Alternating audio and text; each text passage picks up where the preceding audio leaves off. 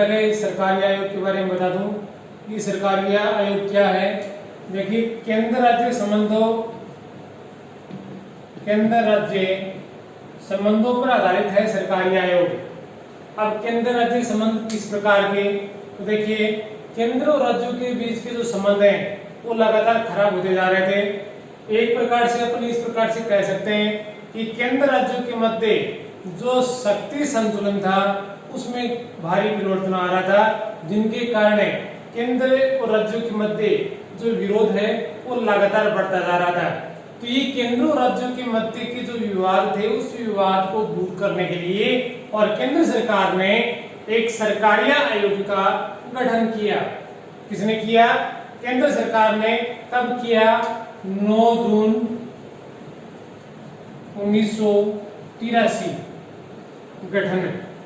क्या गठन है इसको? 9 जून 1983 को। और केंद्र सरकार ने सरकारी आयोग का गठन किया। उस समय भारत की प्रधानमंत्री इंदिरा गांधी थी। उसमें भारत की प्रधानमंत्री इंदिरा गांधी थी। उनके कार्यकाल में और सरकारी आयोग का गठन किया गया। ठीक है, अब ये सरकारी आयोग क्या है वो देखिए। सरकारी आयोग जो बनाया गया वो 3 सदस्यीय आयोग था। इसमें 3 सदस्य, जिनमें एक अध्यक्ष और इसके 2 सदस्य थे। रणजीत सिंह सरकारिया, ये रणजीत सिंह सरकारिया हैं, ये सर्वोच्च न्यायालय के सेवानिवृत्त न्यायाधीश थे। रणजीत सिंह सरकारिया सर्वोच्च न्यायालय के सेवानिवृत्त न्यायाधीश थे। इन रणजीत सिंह सरकारिया को इस आयोग का अध्यक्ष बनाया गया। इसके अलावा 2 सदस्य और बनाए गए, जिनमें एक था बी शिवरमन। ये सरकारी आयोग के एक सदस्य हैं। इनके अलावा एक एस.आर. सेन, ये भी जो सरकारी आयोग है उनके सदस्य। अध्यक्ष रणजीत सिंह सरकारिया को बनाया गया। सदस्यों में एक था बी शिवरमन और एक थे एस.आर. सेन। ठीक है, गठन हुआ है 9 जून 1983 को। सरकारी आयोग का गठन क्यों किया गया या इसका उद्देश्य क्या था, तो आप बता सकते हैं कि केंद्र राज्य संबंधों को संतुलित करने के लिए और सिफारिशें प्रस्तुत करने के लिए इस सरकारी आयोग का गठन किया गया।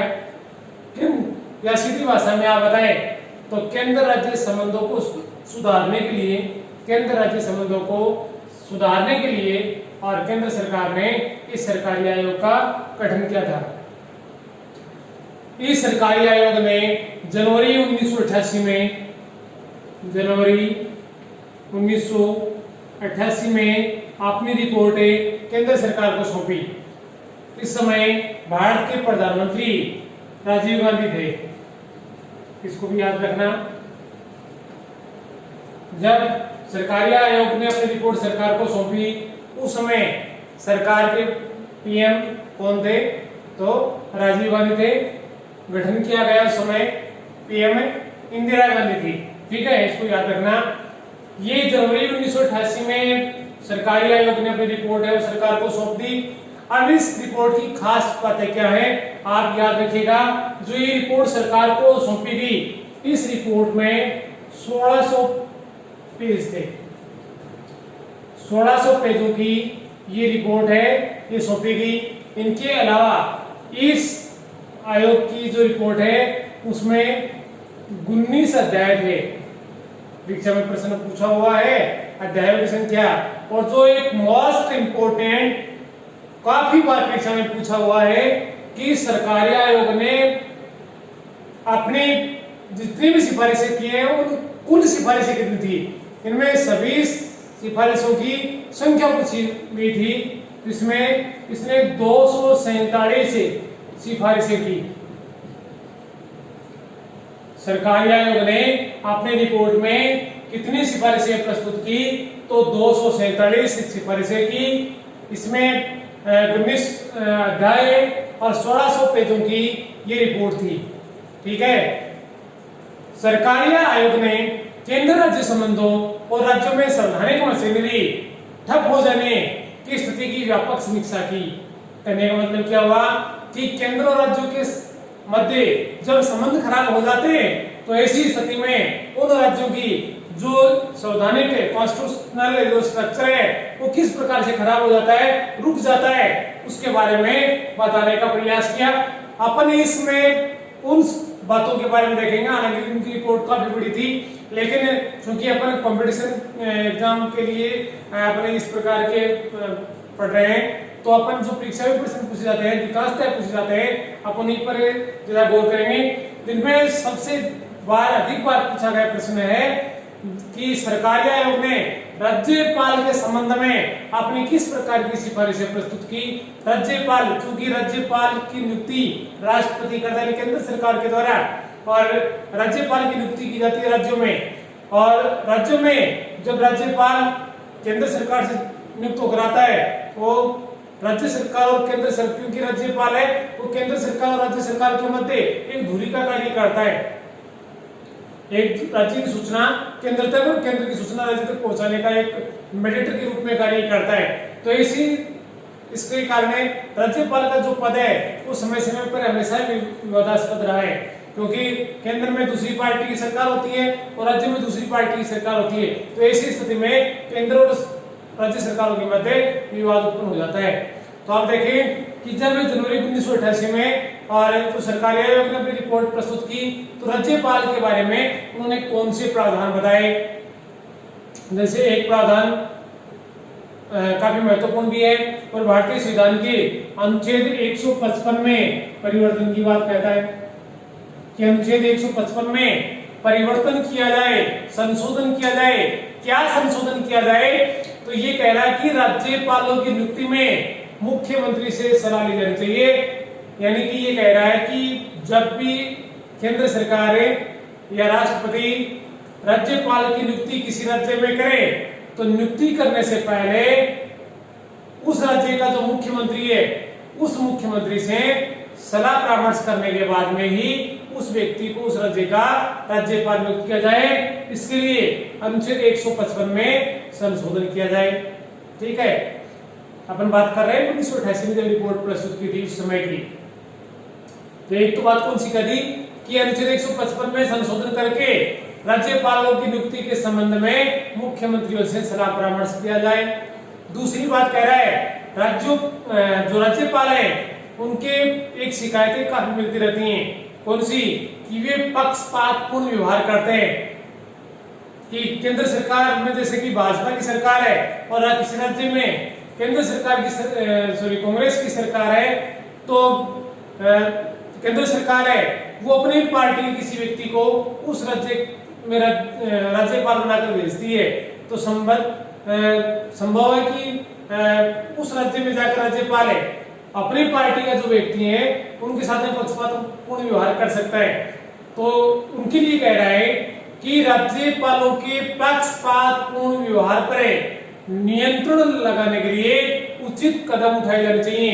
कि राज्यपाल है जब एक राज्यपाल के रूप में नियुक्त हो जाता है तो उसके बाद में उसे पार्टी से कोई मतलब नहीं होना चाहिए, सभी के समान व्यवहार से करना चाहिए, पक्षपातपूर्ण व्यवहार नहीं करना चाहिए। और यदि पक्षपातपूर्ण व्यवहार करता है तो उसके खिलाफ उचित कार्रवाई भी किया जाने का प्रावधान होना चाहिए। एक बात और बताई गई कि यदि चुनाव में किसी दल या गठबंधन को स्पष्ट बहुमत ना मिले तो राज्यपाल क्या करे। तो ये कह रहा है कि जब किसी चुनाव में किसी दल या गठबंधन को और बहुमत ना मिले तो राज्यपाल है को सबसे बड़े चुनाव से पहले जो गठबंधन बन गया है, चुनाव के बाद में नहीं, चुनाव से पहले जो गठबंधन बन गया था वो सबसे बड़ा है, उसे सरकार बनाने के लिए आमंत्रित करना चाहिए। ऐसी राज्यपाल की शक्ति होनी चाहिए। यहाँ पर राज्यपाल को वह पावर देने की बात कर रहा है। दूसरी बात है अधिकांशतः देखा जाता है कि जब किसी राज्य की सरकार है को बहुमत फ्लोर टेस्ट के लिए कहा जाता है, बहुमत साबित करने के लिए कहा जाता है, तो राज्यपाल क्या करता है अपने राजभवन में बुला लेता है और वहां पर उनसे शक्ति परीक्षण करवाता है। तो इसमें इस बात का विरोध किया गया और इस सरकारी आयोग ने सिफारिश की कि जब भी राज्यपाल बहुमत का परीक्षण कराना चाहें या जब भी बहुमत का परीक्षण कराएं तो उस समय परीक्षण कहाँ करवाएं। तो ये कह रहा है बहुमत का परीक्षण विधानसभा में ही होना चाहिए। तो राज्यपाल क्या करेंगे, अपने राजभवन में बहुमत के लिए ना बुला करे, विधानसभा में बहुमत का परीक्षण करवाएं। ठीक है। इनके अलावा और भी कुछ बातें बताई गई, जैसे राज्यपाल के रूप में जिस व्यक्ति को नियुक्त किया जा रहा है उस व्यक्ति को अपने कार्यकाल के बाद पुनः लाभ के पद पर नहीं लगाना चाहिए। यानी कि जो व्यक्ति राज्यपाल के रूप में नियुक्त कर दिया गया है, राज्यपाल के रूप में जिसने पद ग्रहण कर लिया है, और जब उसका कार्यकाल समाप्त हो जाए तो उसके बाद में उसे किसी लाभ के पद पर नियुक्त नहीं किया जाना चाहिए। क्योंकि अगर ऐसा प्रावधान करेंगे तो संभव है कि राज्यपाल अपने कार्यकाल के दौरान ही किन्हीं बड़े घरानों से संबंध बना सकता है, जो उसके लिए कार्यकाल जब समाप्त हो जाएगा तो उसके बाद में उसके लिए लाभकारी हो सकते हैं। तो ऐसा कुछ नहीं किया गया, पुनः लाभ के पद पर नहीं लगाना चाहिए, ऐसा प्रावधान है सरकारी आयोग ने बताया। इनके अलावा केंद्र में जिस दल की सरकार हो या केंद्र में जिस दल का शासन हो उससे संबंधित व्यक्ति को उस राज्य में राज्यपाल नियुक्त नहीं करना चाहिए। यानी कि केंद्र में कह रहा है कि मान लीजिए केंद्र में बीजेपी की सरकार है और राज्य में कांग्रेस की सरकार है, तो बीजेपी के व्यक्ति को और जिसमें कांग्रेस की सरकार है वहां पर नहीं लगाना चाहिए। केंद्र में जिस दल का शासन है उससे संबंधित व्यक्ति को उस राज्य में राज्यपाल नियुक्त नहीं करना चाहिए। किसी और पार्टी का हो सकता है, कोई कर लीजिए, या कोई सेना का कोई बड़ा अधिकारी हो सकता है, या अन्य कोई संबंधित व्यक्ति हो सकता है, लेकिन केंद्र में जिस पार्टी की सरकार है उस पार्टी का व्यक्ति है वो राज्यपाल नहीं होना चाहिए, क्योंकि उस राज्य में सेम पार्टी की सरकार नहीं है। इसलिए हो सकता है कि जिस व्यक्ति को केंद्र सरकार है राज्यपाल बनाकर भेज रही है वह हो सकता है कि केंद्र सरकार के लिए कोई कार्य करे, तो ऐसा नहीं करना है। तो ठीक है, तो ये कुछ चीजें बताई गई राज्यपाल के संबंध में। इनके अलावा भी एक दो प्रश्न और भी पूछे जाते हैं कि जो कि सरकारी आयोग से संबंधित हैं, जैसे कि अनुच्छेद 263 है। यह अनुच्छेद 263 परीक्षा में कई बार पूछा हुआ है। अनुच्छेद 263 का संबंध किससे है? किससे? अंतरराज्यीय परिषद से। अंतरराज्यीय परिषद से इसका संबंध है। तो इस आपसे परीक्षा में यह प्रश्न पूछा जा सकता है कि इस अनुच्छेद 263 के अनुसार जो अंतरराज्यीय परिषदें की स्थापना किए जाने पर स्थापित की गई या किए जाने पर बल दिया गया, वह किस आयोग ने ऐसा कार्य किया? तो आप बताएंगे कि सरकारी आयोग ने सिफारिश की कि अनुच्छेद 263 के अंतर्गत एक अंतरराज्यीय परिषद की स्थापना होनी चाहिए। अनुच्छेद 263 के अंतर्गत एक अंतरराज्यीय परिषद का गठन किए जाने की सिफारिश की गई अनुच्छेद 263 के अंतर्गत। या इनके अलावा एक अंतरराज्यीय संबंधी एक प्रश्न और भी आता है कि जो नदी जल विवाद है, चाहे वो कावेरी नदी का, चाहे कृष्णा नदी का, यमुना नदी का पानी का हो, ये पानी के बंटवारे के लिए राज्यों के मध्य का जो संबंध है वो विवाद का विषय बनते जा रहे हैं। तो इस सरकारी आयोग ने अपने रिपोर्ट में, क्योंकि इसमें 19 अध्याय थे, इसमें जो 17वां अध्याय था उस 17वें अध्याय में सरकारी आयोग ने क्या किया? अपने रिपोर्ट में अंतरराज्यीय नदी जल विवाद संबंधी सिफारिशें प्रस्तुत की। ये परीक्षा में 2-3 बार प्रश्न पूछा हुआ है कि नदी जल विवाद संबंधी प्रबंध सरकारी आयोग ने कौन से अध्याय में किए? तो अध्याय इसमें 17 आप लिख कर आओगे। अध्याय 17 में सरकारी आयोग ने अंतरराज्यीय नदी जल विवाद संबंधी प्रावधान बताए। ठीक है, ये सरकारी आयोग का एक छोटा सा उपबंध है। हालांकि सरकारी आयोग है क्योंकि इसने 247 सिफारिशें प्रस्तुत की थी, तो चूंकि सबको बताना संभव नहीं है, लेकिन जो महत्वपूर्ण जो प्रश्न है अब तक पूछे गए थे उन प्रश्नों, इनके बारे में कोई प्रश्न नहीं पूछा गया है, तो आप इन प्रश्नों को देखें और समझें। इसमें इनकी जो समिति है जिसमें अध्यक्ष है, सदस्यों के नाम है, यह गठन कब किया गया, अपनी रिपोर्ट सरकार को कब सौंपी थी, गठन किया गया, उसमें प्रधानमंत्री कौन था, प्रस्तुत की गई उसमें प्रधानमंत्री कौन था, सरकारी आयोग ने राज्यपाल के संबंध में कौन से प्रावधान किए, या सरकारी आयोग ने अंतर्राज्यीय परिषद स्थापित करने का जो उपबंध किया वो कौन से अनुच्छेद से संबंधित है, या अंतर्राज्यीय नदी जल विवाद है उसका संबंध कौन से अध्याय से है। इस प्रकार के जो प्रश्न है वो पूछे जाते हैं, आप इनको देखिएगा। धन्यवाद।